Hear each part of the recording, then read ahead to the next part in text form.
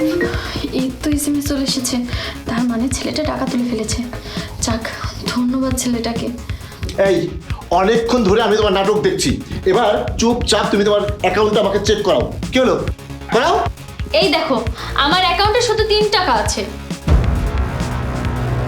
কখন থেকে তোমাকে বলছি, তুমি তো বিশ্বাসই করছো না। ঠিক আছে, শোনো, সামনের মাসে যখন বেতন পাবে পুরো বেতনের টাকাটা আমার হাতে তুলে দেবে। কি যে করবো এখন, কোনো না কোনো একটা ব্যবস্থা করতেই হবে। অন্য কোথাও থেকে হলেও ব্যবস্থা করে তুহিনের কিস্তিটা পরিশোধ করতে হবে, তা না হলে তো রেহাই নেই।